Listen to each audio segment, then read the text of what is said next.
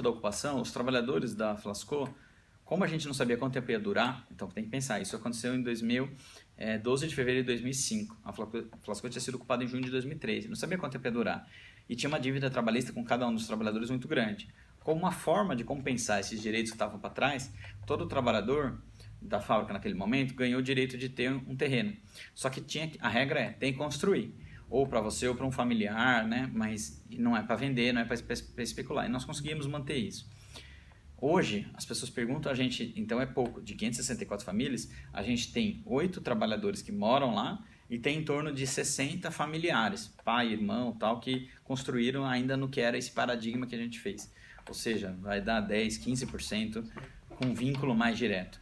E também é verdade, isso para quem estuda as coisas de moradia é interessante, porque diferentemente de várias outras ocupações, e a gente pode falar, seja a Vila Soma, que é o grande caso aqui de Sumaré, ou tanto, né, que eu também sou advogado lá, trabalho lá, sempre tem reintegração de posse, sempre.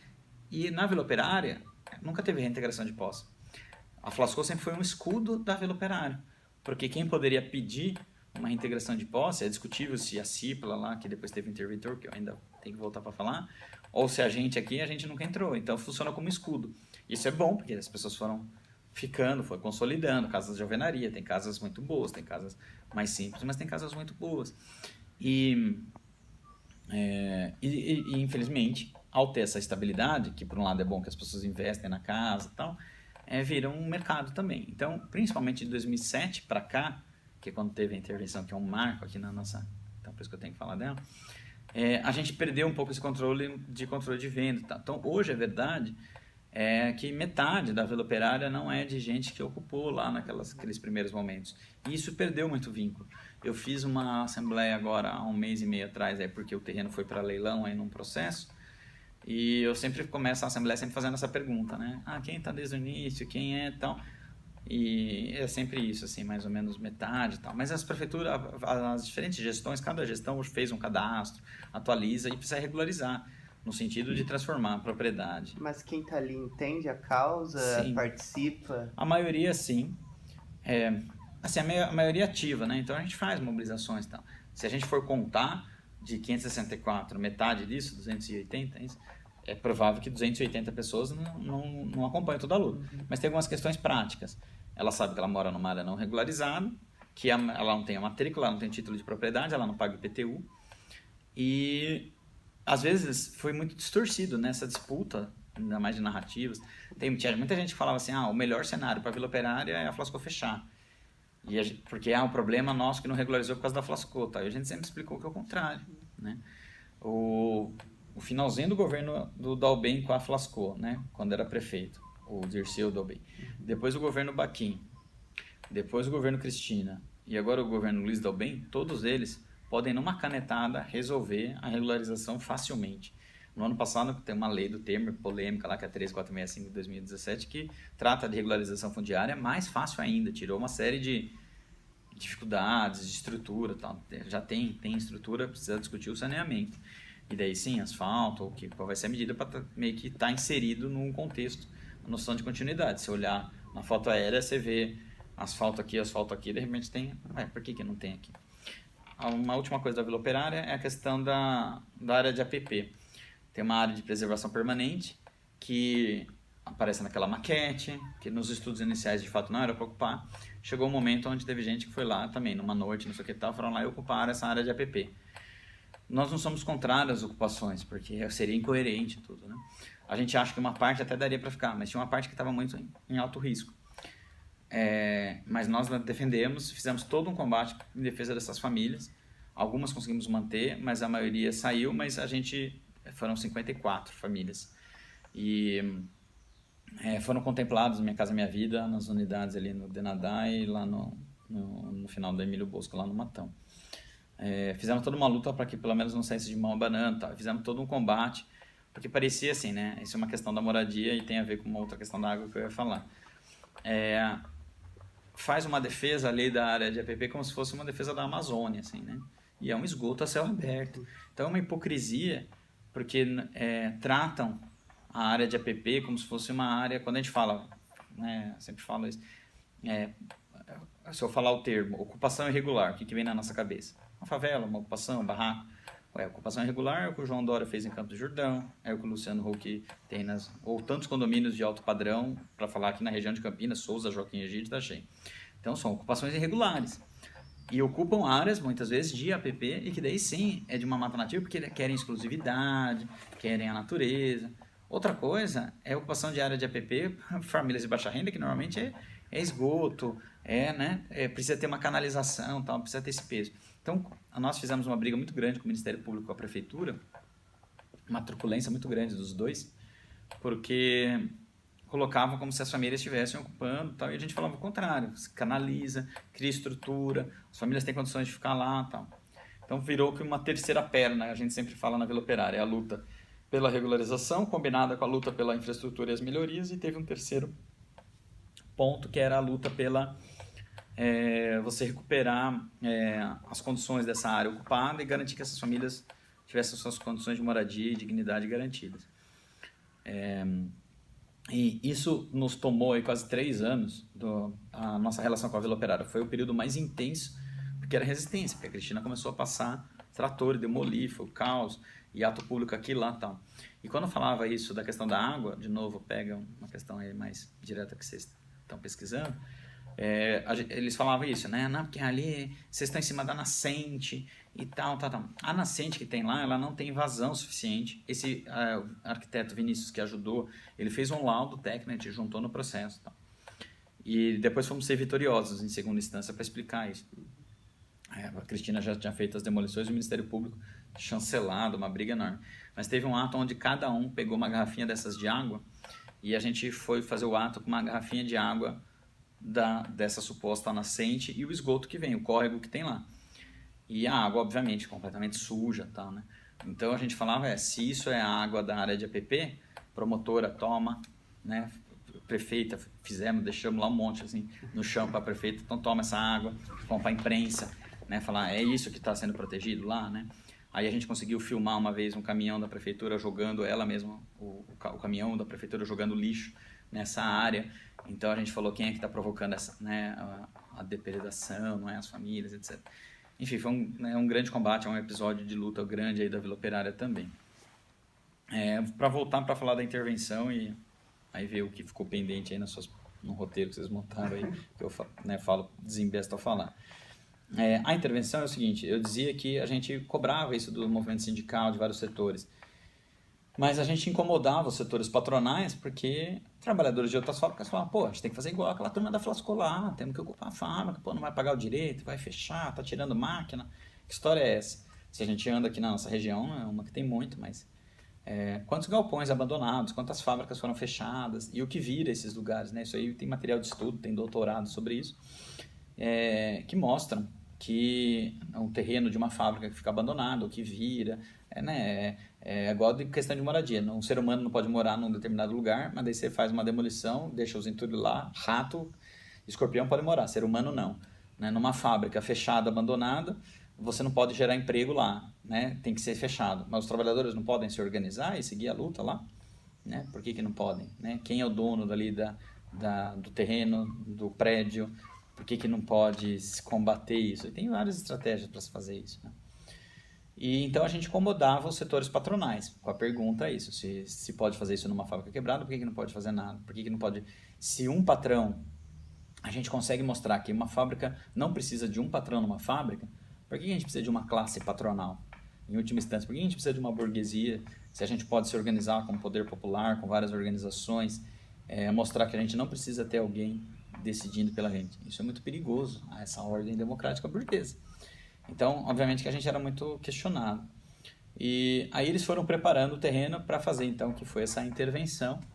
E a gente fala isso, a eleição amanhã, mas temos muito claro, isso foi, e tem provas, tem todo, está documentado, tem pesquisas já que tratam disso, mas foi feito pelo governo Lula, o ministro Luiz Marinho, candidato ao governo do Estado, era o ministro do Trabalho, depois ministro da Previdência, numa ação da Previdência de 1998, ou seja, da época patronal, eles legitimam um processo em segredo de justiça, que a gente não teve como se defender, e simplesmente invadiram a CIPLA com 150 policiais federais. Foi a maior ação policial repressiva durante o governo Lula, contra o movimento sindical, o movimento operário, contra trabalhadores, legitimando uma ação judicial, uma decisão judicial que se remete ao termo intervenção, que é da ditadura e que não estava respaldado pela Constituição, afasta o controle operário, tira e demite 44 trabalhadores eleitos, todos os membros do Conselho de Fábrica, todos os líderes de turno lá na CIPLA. Impedem a entrada dos trabalhadores, fazem um terrorismo e tal. Durante 2 anos eles ficaram ainda com seguranças privadas lá, impedindo qualquer forma de resistência. Demitiram isso, fizeram enfrentamento, fizeram uma contra-informação. A gente brinca com isso, mas é para entender o nível que as coisas estavam. No mês seguinte, essa intervenção, tem uma reportagem de 6 páginas na Veja, onde a gente sai naquela parte de cima da Veja, assim, com o orgulho, né? O MST das fábricas, a gente falou, porra, aí sim, nossa, é um orgulho ter 6 páginas com a Veja nos batendo. Eles fazem uma relação de que a gente tinha uma relação política com o governo Chávez na Venezuela, com a Argentina, com a Bolívia e tal, e com o Chávez, ainda mais agora de novo, né? A Venezuela vira... Eu morei 6 meses na Venezuela pelo movimento das fábricas ocupadas em 2007, uma experiência sensacional, com as fábricas ocupadas de lá, então podemos também depois fazer toda uma discussão na Venezuela. Mas a gente tinha uma relação com o governo Chávez, uma relação política de solidariedade e uma relação econômica, assim, a gente comprava matéria-prima subsidiada e a gente enviou todo o nosso corpo técnico do movimento das fábricas ocupadas para desenvolver a tecnologia de bombonas plásticas lá. E depois também com um projeto de casa que chama Petrocasa, que é casas de plástico, que foi um projeto que a gente apresentou para o Lula, e o Lula preferiu ficar com as construtoras Minha Casa Minha Vida. E a gente apresentou isso na Venezuela, e o Chávez não só gostou tanto, como tinha os nossos engenheiros que foram para lá, como ele desenvolveu o projeto da Petrocasa com a tecnologia desenvolvida pelos trabalhadores da CIPLA em Cuba. Então, tem também doutorados aí na arquitetura que mostram esse projeto. Eu morei na Venezuela, vi esse projeto lá, é sensacional.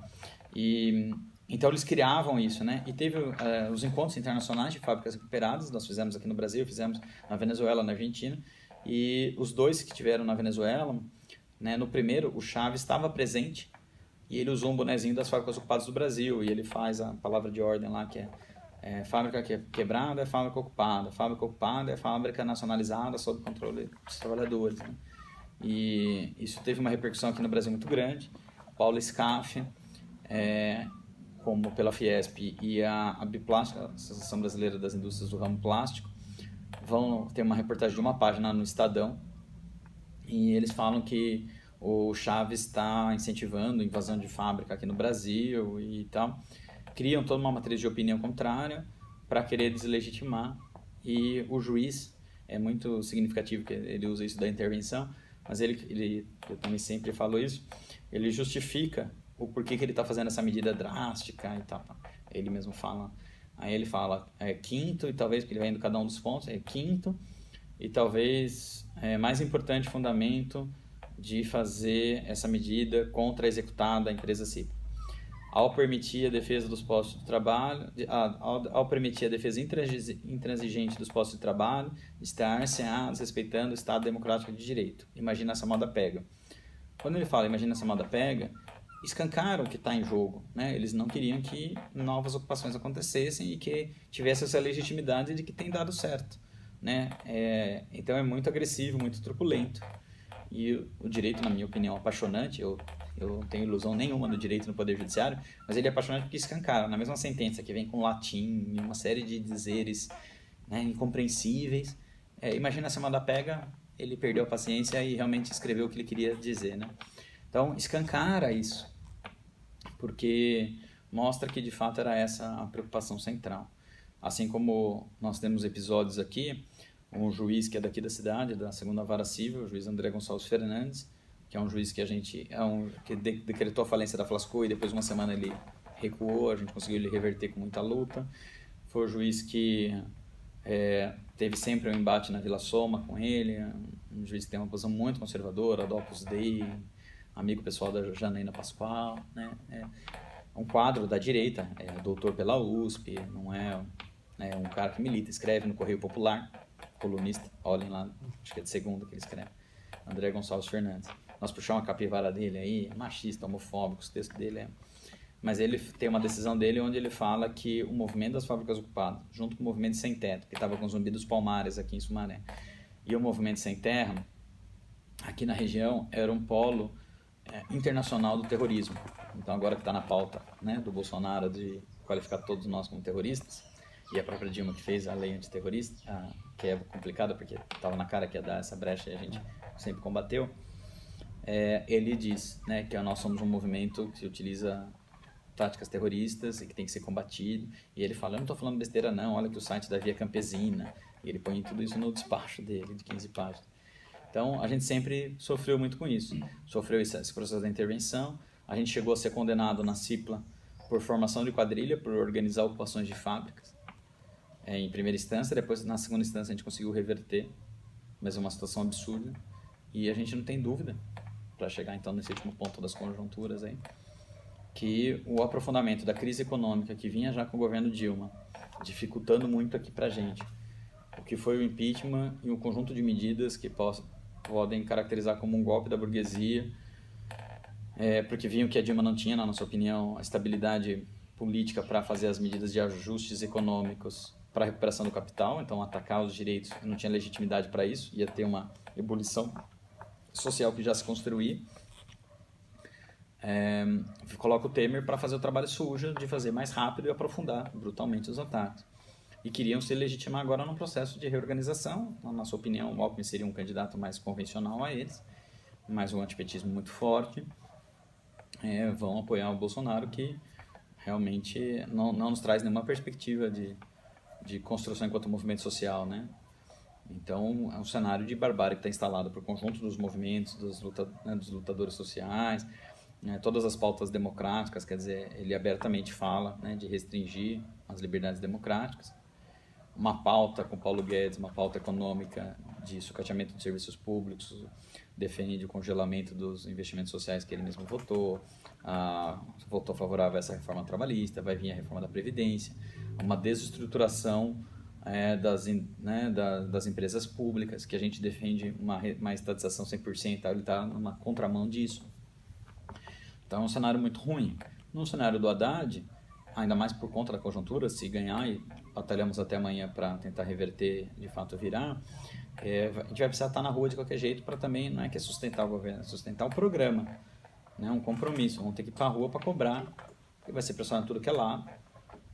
E temos aí críticas das experiências anteriores do PT, a Flasco sofreu muito durante todo o governo do PT, que poderiam ter avançado. Acho que a meia-culpa coletiva, de novo, não é apontar o dedo, nada, mas avaliar que a gente não conseguiu construir uma política pública. Então, o governo e os movimentos e a pauta sindical. E tanta gente fala, bom, apesar dos pesares, a Flasco é que está resistindo há 15 anos. Os dados das pesquisas mostram que a Senais tinha o dado oficial disso. 8% delas duram 5 anos. E 32% ao contrário, 8% 2 anos e 32% 5 anos. E a gente estava durando muito mais que isso. Então, aos trancos e barrancos, com contradições que a gente sabe que a gente possui, precisa produzir. Então, a gente vende com prejuízo, que quem determina o mercado, por isso que não é a Flasco sozinha. Junto com as lutas de moradia, com a Vila Operária, a gente precisa, nessa conjuntura, não só ter a unidade, que é mais do que vamos toda a esquerda se unir, os partidos, os movimentos. Qual o programa? A Frente Única é através de um programa onde você unifique para que a partir para cobrar esse programa, né, a gente faça. Então, a bandeira histórica, no nosso entendimento com o movimento operário, deve pautar, através da Frente Única, suas bandeiras que passam a luta pela estatização da fábrica ocupada Flasco, mas que qualquer fábrica, nossa palavra de ordem sempre foi, qualquer fábrica que for, de fato, abandonada, fechada, ameaça demitir, não paga os direitos, não paga os impostos, seja ocupada pelos trabalhadores e retome a produção sob o controle dos trabalhadores. Tem pesquisas que mostram o significado do impacto econômico, né? Então, por exemplo, aqui, gera emprego, movimenta aqui, movimenta lá, então individualmente para o trabalhador, mas também, né, o espaço movimenta a economia, então, vamos dizer, isso não seria nem revolucionário, quer dizer, é uma questão republicana, da própria economia capitalista, né? Então, a gente tem aqui também a contradição, como não é uma ilha, a gente reproduz, né? Então, machismo, homofobia,